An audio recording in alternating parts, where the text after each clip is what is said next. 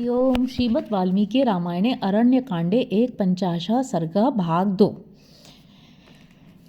सम्परिष्वज्य वैदेहीं वामनाङ्केन रावणः तलेनाभिजघानार्तो जटायुं क्रोधमूर्छितः। उस समय क्रोध से भरे रावण ने विदेह नंदिनी सीता को बाई गोद में करके अत्यंत पीड़ित हो जटायु पर तमाचे का प्रहार किया। जटायुस्तमतिक्रम्य तुण्डेनास्य खगाधिपः वाम बाहून दश तदा व्यापाहर दरिंदमः। परंतु उस वार को बचाकर शत्रु दमन गृध्रराज जटायु ने अपनी चोंच से मार मार कर रावण की 10 बाई भुजाओं को उखाड़ दिया।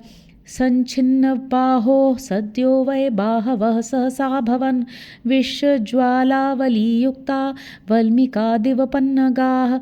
उन बाहों के कट जाने पर बांबी से प्रकट होने वाले विष की ज्वाला मालाओं से युक्त सर्पों की भांति तुरंत दूसरी नई भुजाएं सहसा उत्पन्न हो गईं।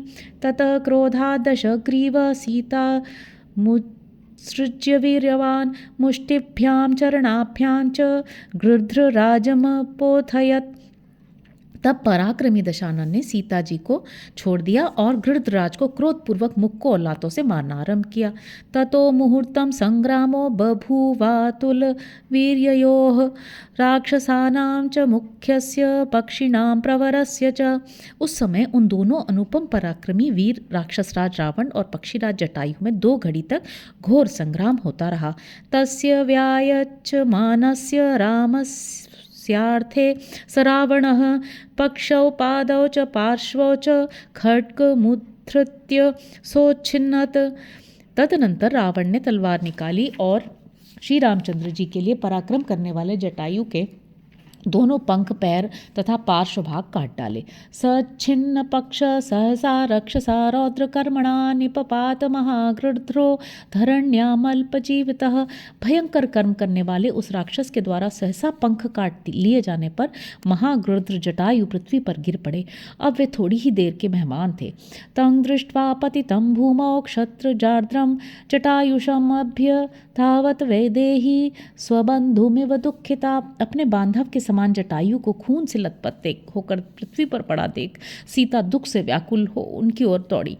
तं नीलजीमुत निकाश कल्पं सपाण्डुरोरस्क मुदारवीर्यं ददर्श लंकाधिपति पृथिव्यां जटायुषं शांतमिवाग्निदावम।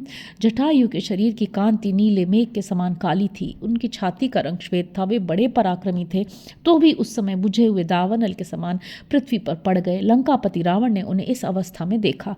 ततस्तुतं पत्ररथं महीतले निपातितं रावणवेगमर्दितं पुनश्च संगृह्य शशिप्रभानना रुरोध सीता जनकात्मजा तदा। तदनंतर रावण के वेग से रौंदे जाकर धराशायी हुए जटायु को पकड़कर चंद्रमुखी जनक नंदिनी सीता पुनः उस समय वहां रोने लगी। इतिहासे श्रीमद् रामायणे वाल्मीकि आदि काव्य अरण्यकांडे 150 सर्ग। इस प्रकार श्री वाल्मीकि निर्मित आर्ष रामायण आदि काव्य के अरण्यकांड में 51वां सर्ग पूरा हुआ। 52 सर्ग रावण द्वारा सीता का अपहरण। सातु ताराधिपमुखी रावणे निरीक्षतं गृध्रराजं विनिहतं विललाप सुदुःखिता। रावण के द्वारा मारे गए गृध्रराज की ओर देखकर चंद्रमुखी सीता अत्यंत दुखी होकर विलाप करने लगी। निमित्तं लक्ष्मणं स्वप्नं शकुनिस्वर दर्शनम् अवश्यं सुख दुखेषु नराणां परिदृश्यते। मनुष्यों को सुख दुख की प्राप्ति के सूचक लक्षण स्वप्न, पक्षियों के स्वर तथा उनके दाएं बाएं दर्शन आदि शुभाशुभ निमित्त अवश्य दिखाई देते हैं। न नूनं राम जानासि महदव्यसन्नमात्मनः धावन्ति नूनं काकुत्स मदर्थं मृगपक्षिणः। काकुत्स कुलभूषण श्री राम मेरे अपहरण की सूचना देने के लिए निश्चय ही ये मृग और पक्षी अशुभ सूचक मार्ग से दौड़ रहे हैं, परंतु उनके द्वारा सूचित होने पर भी अपने इस महान संकट को अवश्य आप नहीं जानते हैं। अयं हि कृपया राम मां त्रातुमिह संगतः शेते विनिहतो भूमौ ममा भाग्याद् विहंगमः। हा राम, मेरा कैसा अभाग्य है कि जो कृपा करके मुझे बचाने के लिए यहाँ आए थे वे पक्षी प्रवर जटायु इस निशाचर द्वारा मारे गए जाकर पृथ्वी पर पड़े हैं। त्राहि मामत्य काकुत्स लक्ष्मणेति वरांगना सुसंस्त्रस्ता समाक्रंद शृण्वताम तो यथांतिके। हे राम, हे लक्ष्मण, अब आप ही दोनों मेरी रक्षा करें। यूँ कहकर अत्यंत डरी हुई सुंदरी सीता इस प्रकार क्रंदन करने लगी जिससे निकटवर्ती देवता और मनुष्य सुन सकें। तां क्लिष्टमाल्याभरणां विलपन्ती मनाथवत् अभ्यधावत् वैदेहीं रावणो राक्षसाधिपः। उनके पुष्पहार और आभूषण मसल कर छिन्न भिन्न हो गए थे। वे अनाथ की भांति विलाप कर रही थीं। उसी अवस्था में राक्षस राज रावण उन विदेह कुमारी सीता की ओर दौड़ा। तां लतामिव वेष्टन्ती मालिंगन्ती महाद्रुमान् मुंच मुंचेति बहुशः प्राप्तां राक्षसाधिपः। वे लिपटी हुई लता की भांति बड़े बड़े वृक्षों से लिपट जाती और बार बार कहती, मुझे इस संकट से छुड़ाओ छुड़ाओ। इतने में ही वह निशाचर राज उनके पास जा पहुंचा। क्रोशन्तीं राम रामेति रामेण रहितां वने जीवतान्ताय केशेषु जग्राहान्तक सन्निभः प्रदर्शितायां वैदेय्यां बभूव सचराचरं जगत् सर्वं मर्यादं तमसान्धेन संवृतम।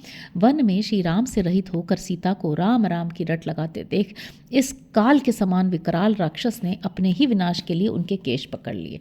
सीता का इस प्रकार तिरस्कार होने पर समस्त चराचर जगत मर्यादा रहित तथा अंधकार से आच्छन्न सा हो गया। नवाति मारुतस्तत्र निष्प्रभो भूत दिवाकरः दृष्ट्वा सीतां परामुष्टां देवो दिव्येन चक्षुषा कृतं कार्यमिति श्रीमान् व्याजहार पितामहः। वहाँ वायु की गति रुक गई और सूर्य की भी प्रभा फीकी पड़ गई। श्रीमान पितामह ब्रह्मा जी दिव्य दृष्टि से विदेह नंदिनी का वह राक्षस के द्वारा केशाकर्षण रूप अपमान देखकर बोले, बस अब कार्य सिद्ध हो गया। प्रहृष्टा व्यथिताश्चासन् सर्वे ते परमर्षयः दृष्ट्वा सीतां परामृष्टां दण्डकारण्यवासिनः रावणस्य विनाशं च प्राप्तं बुद्ध्वा यदुच्छया। सीता के केशों का खींचा जाना देखकर दंडकारण्य में निवास करने वाले वे सब महर्षि मन ही मन व्यथित हो उठे। साथ ही अकस्मात रावण का विनाश निकट आया जान उनको बड़ा हर्ष हुआ। सतुतां राम रामेति रुदतीं लक्ष्मणेति च जगामादाय चाकाशं रावणो राक्षसेश्वरः। बेचारी सीता हाराम हाराम कहकर रो रही थी, लक्ष्मण को भी पुकार रही थी। उसी अवस्था में राक्षसों का राजा रावण उन्हें लेकर आकाश मार्ग से चल दिया। तप्ताभरण वर्णांगी पीत कौशेयवासिनी रराज राजपुत्री तु विद्युत सौदामिनी यथा। तपाए हुए सोने के आभूषणों से उनका सारा अंग विभूषित था। वे पीले रंग की रेशमी साड़ी पहनी हुई थी। अतः उस समय राजकुमारी सीता सुदाम पर्वत से प्रकट हुई विद्युत के समान प्रकाशित हो रही थी। उद्धूतेन च वस्त्रेण तस्याः पीतेन रावणः अधिकं परिभ्राजत् किरीटीप्त इवाग्निना। उनके फहराते हुए पीले वस्त्र से उपलक्षित रावण दावानल से उद्भासित होने वाले पर्वत के समान अधिक शोभा पाने लगा। तस्या परम कल्याण्यास्ताम्राणि सुरभीणि च पद्मपत्राणि वेदेया अभ्यकीर्यन्त रावणम। उन परम कल्याणी विदेह कुमारी के अंगों में जो कमल पुष्प थे उनके किंचित अरुण और सुगंधित तल बिखर बिखर कर रावण पर गिरने लगे। तस्या कौशेय मुद्धूत माकाशे कनक प्रभम बभौ चादित्य रागेण ताम्रमभ्रमिवातपे। आकाश में उड़ता हुआ उनका सुवर्ण के समान कांतिमान रेशमी पीताम्बर संध्या काल में सूर्य की किरणों से रंगे हुए ताम्रवर्ण के मेघखंड की भांति शोभा पाता था। तस्यास्तद विमलं वक्त्रमाकाशे रावणांगम नरराज विनारामम विनालिम पंकजम। आकाश में रावण के अंक में स्थित सीता का निर्मल मुख श्री राम के बिना नाल रहित कमल के भांति शोभित नहीं होता था। बभूव जलदम नीलम भित्वा चंद्र इवोदितः सुललाटम सुकेशांतम पद्मगर्भाभमव्रणम शुक्लय सुविमलैर्दन्तैः प्रभावद्भिरलङ्कृतं तस्याः सुनयनं वक्त्रमाकाशे रावंगकम्। सुंदर ललाट और मनोहर केशों से युक्त कमल के भीतरी भाग के समान कांतिमान चेचक आदि के दाग से रहित श्वेत निर्मल और दीप्तिमान दांतों से अलंकृत तथा सुंदर नेत्रों से सुशोभित सीता का मुख आकाश में रावण के अंक में ऐसा जान पड़ता था मानो मेघों की काली घटा का भेदन करके चंद्रमा उदित हुआ हो। रुदितं मृष्टास्त्रं चन्द्रवत्प्रियदर्शनं सुनासं चारुताम्रोष्ठमाकाशे हाटकप्रभं राक्षसेन्द्रसमाधूतं तस्यास्तद्वदनं शुभं शुशुभेन विनारामं दिवा चंद्रइवोदितः। चंद्रमा के समान प्यारा दिखाई देने वाला सीता का वह सुंदर मुख तुरंत का रोया हुआ था। उसके आंसू पोंछ दिए गए थे। उसकी सुघड़ नासिका तथा तांबे जैसे लाल लाल मनोहर ओठ थे। आकाश में वह अपनी सुनहरी प्रभा बिखेर रहा था तथा राक्षस राज के वेग पूर्वक चलने से उसमें कंपन हो रहा था। इस प्रकार वह मनोहर मुख भी श्री राम के बिना उस समय दिन में उगे हुए चंद्रमा के समान शोभाहीन प्रतीत होता था। सा हेम वर्णा नीलांगम मैथिली राक्षसाधिपम शुशुभे कांचनी कांची नीलम गजमिवाश्रिता। मिथिलेश कुमारी सीता का श्री अंग सुवर्ण के समान दीप्तिमान था और राक्षस राज रावण का शरीर बिल्कुल काला था। उसकी गोद में वह ऐसे जान पड़ती थी मानो काले हाथी को सोने की करधनी पहना दी गई हो। सा पद्म पीता हेमाभा हे रावणम जनकात्मजा विद्युत घनमिवाविश्य शुशुभे तप्तभूषणा। कमल के केसर की भांति पीली एवं सुनहरी कांति वाली जनक कुमारी सीता तपे हुए सोने के आभूषण धारण किए रावण की पीठ पर वैसी ही शोभा पा रही थी जैसे मेघमाला का आश्रय लेकर बिजली चमक रही हो।